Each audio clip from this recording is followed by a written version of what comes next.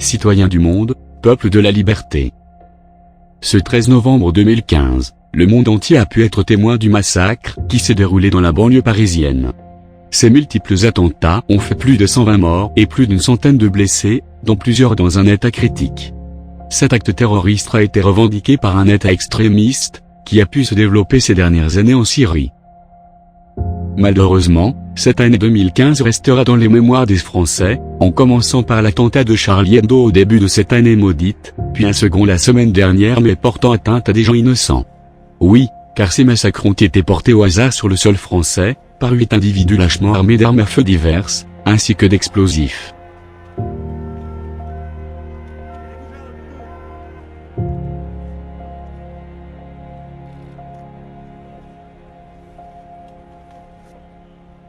Je fais des images.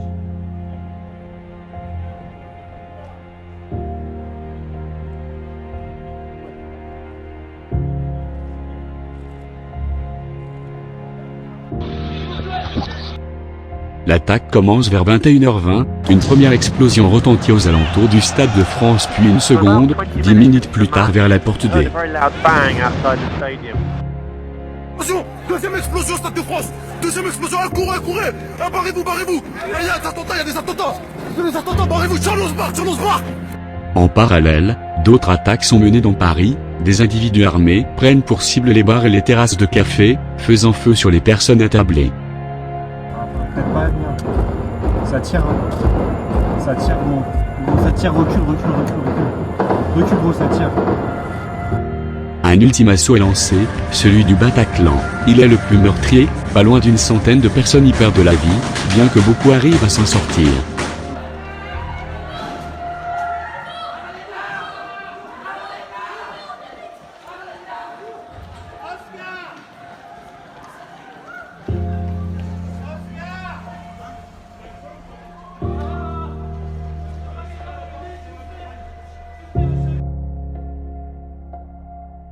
Paris est touché, mais c'est le monde entier qui s'éteint.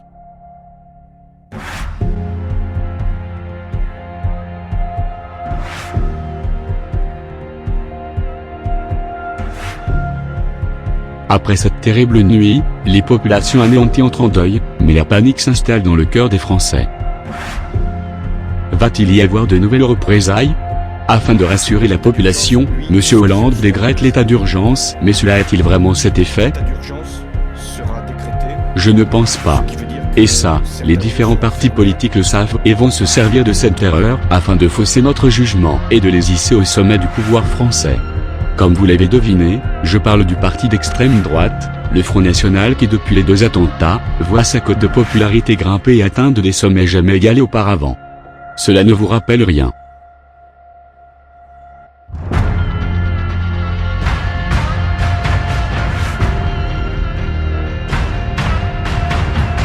Une population en deuil, fragilisée se laissant embrigader par un parti.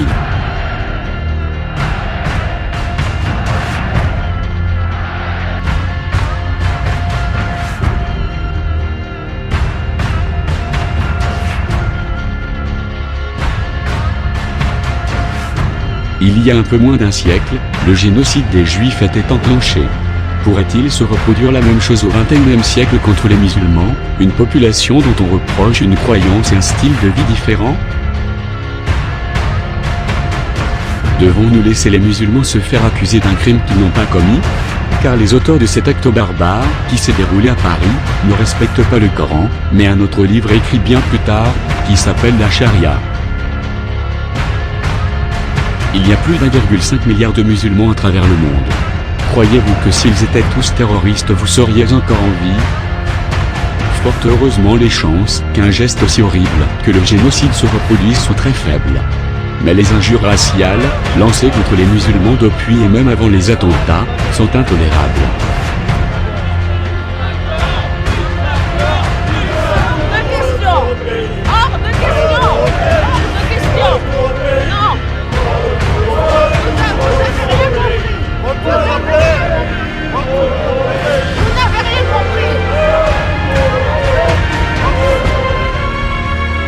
Une couleur de peau, un détail futile, une religion, un simple outil qui nous sert à avancer.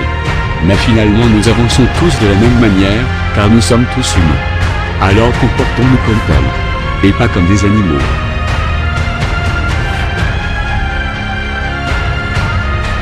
Heureusement, il existe des gens qui sont contre ça et qui agissent contre cette haine raciale et Des l'islamophobie. actes anti-musulmans, inadmissibles, intolérables.